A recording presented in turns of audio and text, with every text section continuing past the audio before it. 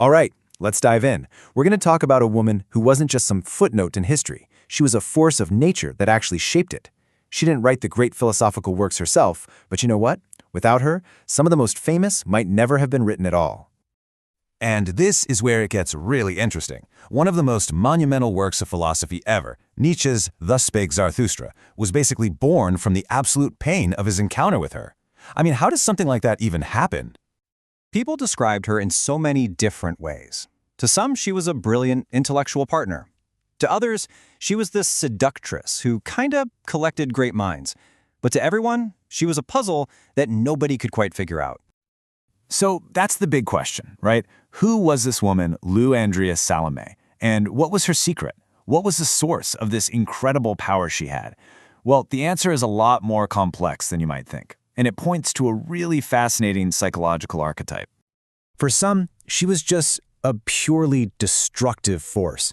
I mean, this quote paints a picture of someone who just consumed the emotional energy of the people who fell for her, leaving them totally drained.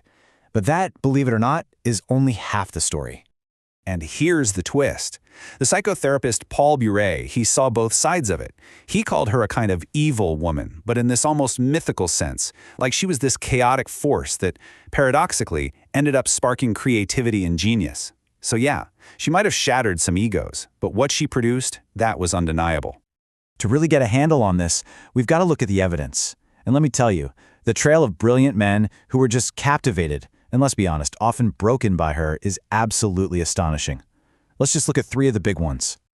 So our timeline kicks off in 1878 with a respected pastor. Then we jump to 1882 with a world-famous philosopher, and finally to a celebrated poet in 1897. And, as you're about to see, a very, very clear pattern starts to emerge.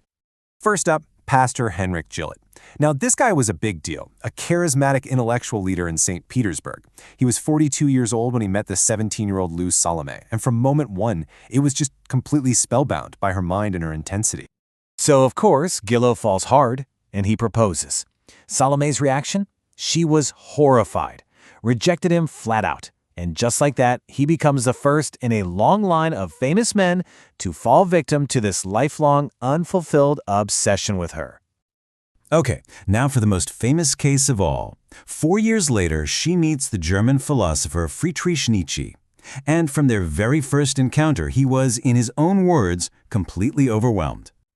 I mean, the speed and the depth of his infatuation were just staggering. After just one long, intense conversation, he felt like he had met his intellectual and spiritual soulmate. This was not some simple crush. For Nietzsche, this was a profound, life-altering connection. And you guessed it, just like Hulot, Nietzsche proposed marriage. In fact, he proposed more than once. And just like before, Salome refused. For her, the goal was philosophy and intellectual adventure, not settling down. And for Nietzsche, that rejection was absolutely crushing. And this, right here, perfectly illustrates that whole evil that produces good thing. To cope with the devastation, to create what he called an antidote to his pain, Nietzsche funneled all that turmoil into his work. And the result was his masterpiece, Thus Spake Zarathustra. So our final case really shows how her influence just kept building. 15 years later, she meets the poet Rainer Maria Rilke, and here the dynamic completely flips. He was a young guy, just 22, while she was the older, more established figure at 36. They ended up having this passionate affair that lasted for years. And her influence on him was lifelong. We're talking decades after their affair ended. As Rilke is literally on his deathbed, he still believed she was the only person on earth who truly understood him. Her psychological hold was just that powerful.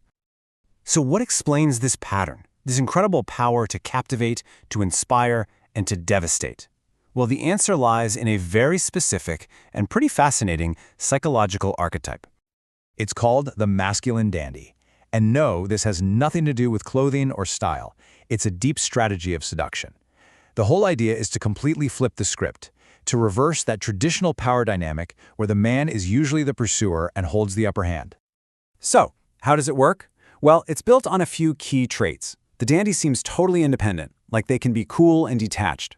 They never give all of themselves away, right? They always keep this air of self-possession because, frankly, they have other more important things to worry about. Their work, their art, their ideas. Just think about how this reversal works. In a typical dynamic, the man often pursues, and he holds the power. But the dandy just flips that whole thing on its head.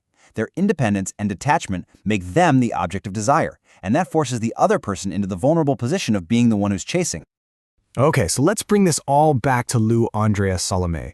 How did she use this archetype so perfectly, so effectively? She was the living, breathing embodiment of this archetype. Her main concerns were intellectual, not romantic. When Nietzsche proposed, she famously turned him down, saying she was interested in philosophy, life, adventure, not in marriage. This genuine, unshakable independence, that was the source of her power. But what made her so potent was her ambiguity. She had this combination of a masculine, analytical mind with feminine beauty and charm. And this blend was intoxicating because people just couldn't categorize her. She was described as both coquettish and probing, a mix that kept everyone completely off balance. And that's really the final piece of the puzzle. Her self-control and her detachment acted like a mirror.